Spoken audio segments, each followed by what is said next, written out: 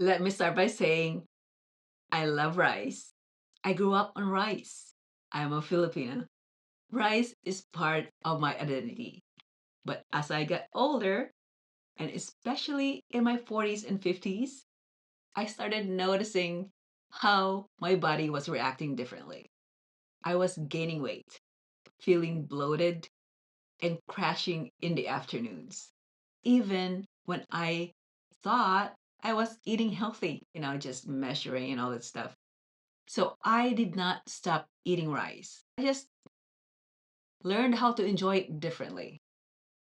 And today, I want to share with you how I did that without giving up my culture and without giving in to guilt or shame. Now, let's talk about the pressure to eat white rice as a Filipino. Growing up in the Philippines, and even now as an adult, it's normal to hear things like, you're not full unless you had rice. Brown rice is for rich people. Um, that's not real Filipino food if it doesn't have white rice. And I get it. White rice is soft, comforting, nostalgic. It's part of home. But over time, I realized that what worked for me in my 20s was not working for me anymore. I listened to my body instead of peer pressure.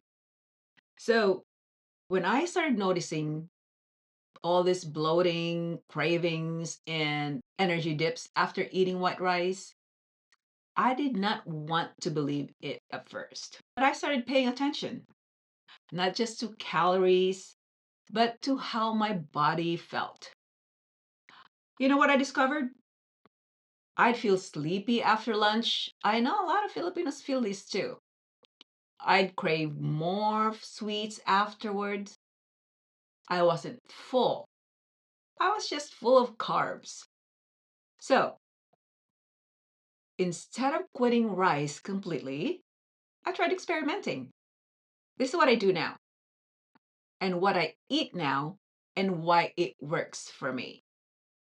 For me. And here's what I do instead. I still eat rice, but I alternate with brown rice, red rice if it's available, black rice if it's available, and quinoa, which I eat on a regular basis. I eat smaller portions, measuring, paired with protein and vegetables. I love mixing, brown rice and quinoa and lentils and garbanzo beans, any kind of beans, and grilled fish. We Filipinos love fish and vegetables. And on occasional or casual dates, we go out often. I still enjoy a little white rice when there's no other rice options are available. Because it's not a death sentence. What changed is not just the rice, it's my relationship with food. Let's keep this straight.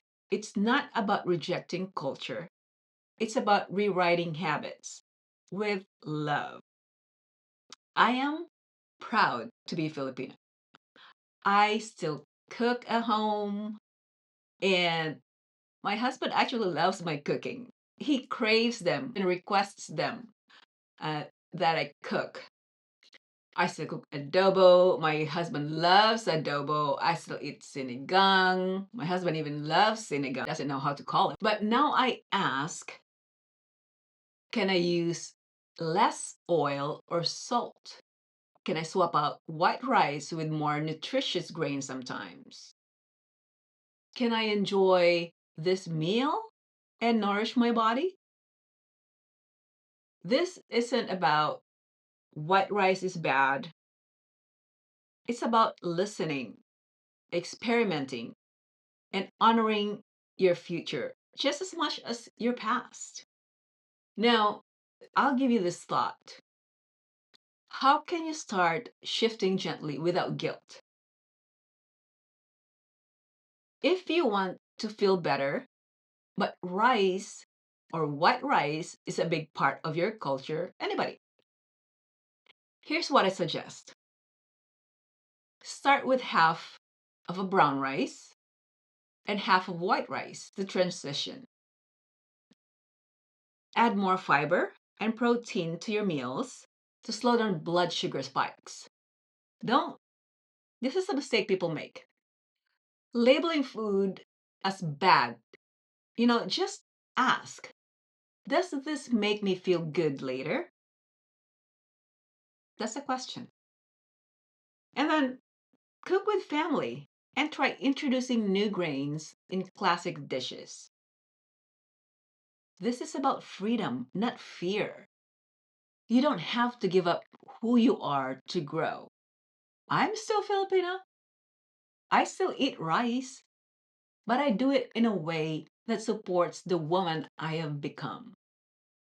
And if you're in your 40s or 50s or beyond, trying to stay healthy while still honoring your culture, I hope this video encourages you to make small, loving shifts. Now, if this connected with you, please give it a thumbs up and subscribe for more food, fitness, and lifestyle talks for active aging. Go ahead and comment below. Like I said, let's learn from each other. What's your relationship with rice? Are you experimenting with new grains too?